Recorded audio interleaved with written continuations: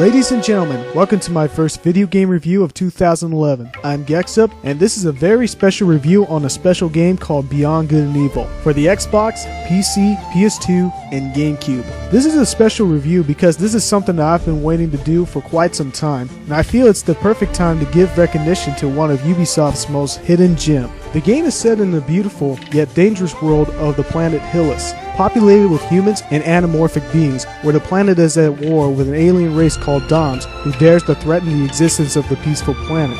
Hillis' only hope is the protection of their oppressive government called the Alpha Sections, doing everything such as restricting their freedom only to secure and assure their people's safety. But yet their protection is not stopping the war, and the UNDUB's attacks happens to get worse and worse. Meet our protagonist Jade, a young reporter who resides in an island lighthouse as a home for children orphaned by the UNDUB's attacks. She and her uncle Paige took care of the lighthouse along with many other orphans, until one day an army of UNDUBs invaded the lighthouse. Usually when UNDUBs attacks, Jade activates the barrier to protect the island, but bad things become worse when the machine that creates the barrier does not activate because Jade is out of credits. With no other choice, she stands and fights the UNDUBs. Then she was rescued by the Iris Network, which suspects the Alpha Sections are behind the planet-wide disappearances. They believe that there's a conspiracy going between the UNDUBs and the Sections, in which they search for evidence to expose the truth for the people of Hillis in order to overthrow the government. Though Jade isn't convinced that there's a conspiracy, her instincts tell her to take on the job. Once she proves herself worthy enough to work for the Iris Network, this is where finding the truth becomes more and more thrilling, as the story of Beyond Good and Evil is just phenomenal, in which any fans of story and video games should not miss. In the world of Beyond Good and Evil, there is a lot to do in this very lively world that Ubisoft has created. One of the most basic things about this game is that since Jade is a reporter, she carries a camera with her where she takes pictures of wild animals of Hillis. If it's a picture of a species that the player has just discovered, then the picture is sent to the Science Center, which pays her salary with credits. But if it's a species that has already been taken a picture, then it's not accepted. Yet not all pictures can be taken after a shot because the player needs to have a perfect angle and viewpoint for the Science Center to be convinced that this is an actual shot. The more rare the species is, the more credits Jade earns, and nothing is for free in the world of Hillis. And if she gets a total number of pictures accepted by the Science Center, then she earns a camera upgrade or a pearl, which is the most valuable collectible of the game. Yet the object of the game is not to take pictures of animals, but to make a good use of the camera of making evidence for the Iris Network. Without it, there's no other way to continue the story. The camera is just one thing about the game, but there's a whole lot more to cover. Not all collectibles can be earned by taking pictures. You can find any of them in your journey by smashing crates, destroying enemies, or find them in secret areas. You can use these credits to buy items and objects from shops that are in society, or vendors which can be found in outside areas, which are few and far between. But you can buy off pearls to get more valuable objects or upgrade your hovercraft at Mama Goes, such as hovering, cannon boost, and more. Transportation of Hillis is boating on water, and Jade rides in her hovercraft to journey out of the lighthouse into the rest of the world of Hillis. In Jade's adventure, she is teamed up with her uncle Paige, and together they use teamwork to get past through puzzles and obstacles, as it is a major part of the game. And later on, you are joined by Iris's top member, Double H, who's willing to help Jade on her journey. Whoever is accompanied by Jade, either Double H or Paige, they become very helpful in helping you on solving puzzles and helps you on combat, which I'll get to later. I must say, for a game that was released in 2003, the AI for these companions is excellent. Wherever Jade goes, they follow her. Not like a line, but a living, moving character, in which really makes the game lively. The characters are computer controlled, and players direct them in contextual commands. For example, the player can order them to perform a super attack, either pounding on the ground and bounce the enemies up in the air, allowing the player to hit them from long distances, or knocking them off balance, making them vulnerable to attack. Companions also possess a health bar and are incapacitated if their health is depleted. When in combat, Jade wields her stick to fight. There she can make combos, use her companions to attack, and or use whatever gadget or item she collected to be useful in the fight. Usually when she's with her companion, they fight together, and giving the companion a command pushes them off in the air, depending on how small the enemy actually is, opening their weak spot, because not all enemies can be defeated by just hitting them. But luckily, there are friendly attacks on your companion, which does not damage their HP when you hit them. I like it because there are some parts in the game where you have to fight in a linear area, and it gets crowded, having little room to attack. and it would be unfair if your companion lose health because of your mistakes. The combat mechanics are very similar and reminiscent to Legend of Zelda, but yet there is no targeting system, so you can attack more than one enemy at any given time. Also similar to Zelda is automatic jumping. Anybody can nitpick about the invisible walls for each platform she's on, but it's a good thing because since this game has automatic jumping, I would not want to jump into places that I don't want to end up. So basically, the invisible walls is just guiding you on which direction you should go. But here's the one thing that I did not expect from Beyond Good and Evil from the first time playing this game, and that is the stealth elements. It becomes a major part of the game where if you were in Alpha Section territory, sneaking past through enemies becomes a major obstacle. When in stealth, you are separated with your companion. It's a good thing because you don't want your partner to be behind and causing a security breach because of something you didn't do. Come to think of it, you do get separated a lot with your companion, usually fitting into areas that your partner can't. Yet, there are a lot of parts in the game that you don't need your partner, and at times when you do need him, you must find a passageway for them to reach you. But back on the stealth part. Even though the enemies doesn't have the same AI as to other stealth games like Splinter Cell or Metal Gear Solid 3, it is quite an atmospheric feel when in stealth because the enemies become very threatening. And once you're spotted, the passage you're trying to reach gets blocked and you must stand and fight.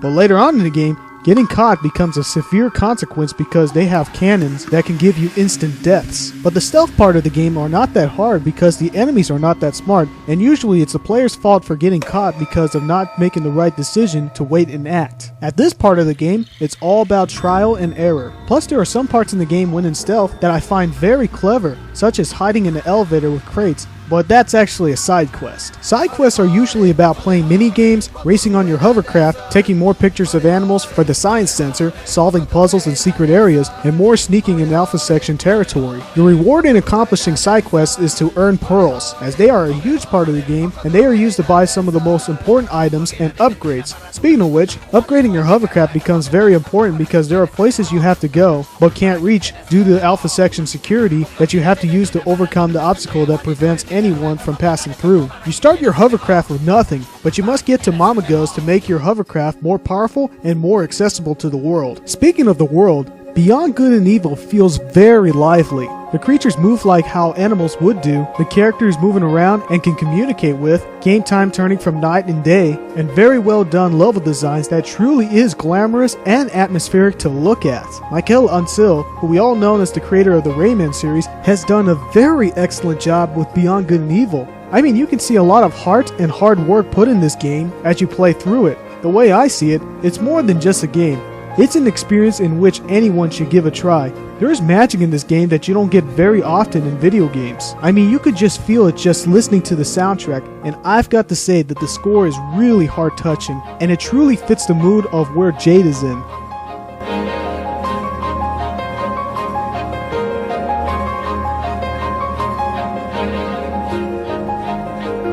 There are so many things to discuss about Beyond Good and Evil, and it's not just a simple action-adventure game. Usually when there's a game that has action with a lot of exploration, it's just simply categorized as an action-adventure. But the way I see Beyond Good and Evil, it's part adventure and part action. What I mean is that it almost feels like an adventure game because the items you collect, communication with other characters, puzzles you have to solve, all feel similar to adventure games that I've experienced. But the action part of the game clearly makes it a different genre as you can fight, use companions, and take cover in stealth. What also makes it a not so simple game to review is the story and characters, which is unforgettable once you experienced it. Let's start with discussing Jade. I know in my past reviews that I've done, whenever there's a hot video game chick, I pretend to get excited for comedic value, but Jade is quite a unique character. She isn't a sex symbol or another overpowering female character trying to represent feminism. She's an original female character and is a prime example of what a strong female character should be like. She's independent, strong, willful, courageous, but yet fearful of things happening if she didn't step in, doing everything she can, but yet a hero can't prevent tragedies from happening. She does have a lot of similarities to Alex from Half-Life 2. Jade displays a lot of emotion and care for the ones she loves and is not willing to give up without a fight. It really does show her display of her humanity with everything she does. Every time when she smiles, I seem to bring up a smile as well because of how well connected I am with this character. It's kind of funny to see Paige as her uncle, even though he really isn't related to her. As you can see, he's not human. but he is displayed as a strong father figure to Jade, doing everything he can to help her and keep her safe from harm. He took care of her when her parents were no longer around. As the story goes along, you can see that unconditional love that Jade and Paige both have together as a family. In this situation, anything bad happening to either one of those characters, once in the suspense of disbelief, can easily break your heart. Beyond Good and Evil is an emotional, yet a strong story which really feels like a breath of fresh air from all the typical destroy the enemies and save the princess stories that has been done a million times. This is indeed Armageddon, but the way Ubisoft has offered in this game really feels very unique and a bit more original. I mean, how many video game stories do you know that finding the truth feel at all epic and groundbreaking? Sure, it didn't do a really good job of the introductory of the game as it lacked exposition or telling us what's going on, but once you're grasped into this game, you'll be blown away with the execution that Ubisoft has applied. It deserves a T rating because it really has harsh realities, one being the issue of human trafficking, which really is Beyond Good and Evil. It's surprising that Beyond Good and Evil didn't get a lot of hype when it was genuinely new. When it was released, it didn't meet commercial success, and only to have the game 50% price cut weeks after it was released. It must have been under the radar for a lot of people for various reasons, but I had a good reason why I didn't get this game back in 2003. You see, it really had a small hype in my middle school, and it was going to be released in the same month with Ratchet & Clank Going Commando, which was my most anticipated game of that year, and I had one of the greatest times of my life playing that game. But I asked somebody in my class who bought Beyond Good and Evil about the game. All he said was it was just another Pokemon Snap and the game sucked. So I believed him and avoided it at all costs because Pokemon Snap, along with Hey You Pikachu, were games as a Pokemon fan that I despised with a great passion, as they were just cash cows to the fanbase and there was absolutely no fun in it. Those games alone are the reason why I'm no longer a Pokemon fan anymore, but that's a different story. Then years later, when I read a magazine of a top 10 most underrated games of all time, they placed Beyond Good and Evil in the top 5. So then I got more accessible to the internet and learned more about the game. It was more than just a picture-taking game. It was something that I truly missed out on. If I ever found that guy that lied to me about Beyond Good and Evil ever again, I would have given him a punch in the face. Since then, I couldn't find a copy until I visited the States last Christmas and finally got a copy. After finishing the game, it was something special that we don't get very often in video games. This is a prime example of video games that goes under the radar for many people. When it was released, it didn't have much hype, and trying something new is a big risk. I think that's the reason why so many old series that came from the 80s NES days are more successful today, because people who aren't familiar with new games overlooks them. But yet, playing this game is not too late because there's going to be an HD remake of Beyond Good and Evil coming out in 2011. It's an opportunity for those who haven't played it yet, but that again, it's a slowdown for those who've been waiting for a sequel to come out. I mean, we only had a confusing trailer of Beyond Good and Evil 2, and there aren't enough gameplay footages to show if the sequel actually is going to be more or less the same as Beyond Good and Evil. I might get the remake just for the sake of making the game more successful than it was when it first launched, so that Ubisoft can be sure to release the sequel at the right time. The trailer and few gameplay footages were released in 2008,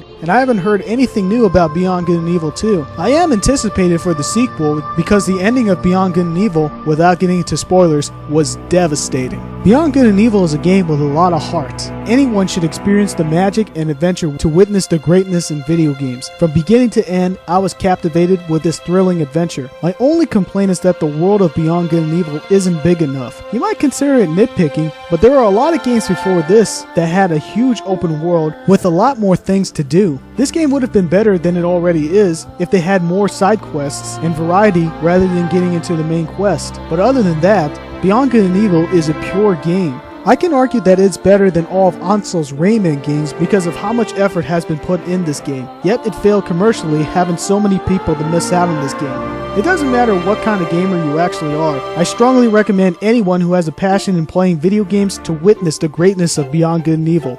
That's why I give this game more than just a 5 fingers out of 5, but rather a 6 fingers out of 5. To me, Beyond Good and Evil is one of the greatest games of all time.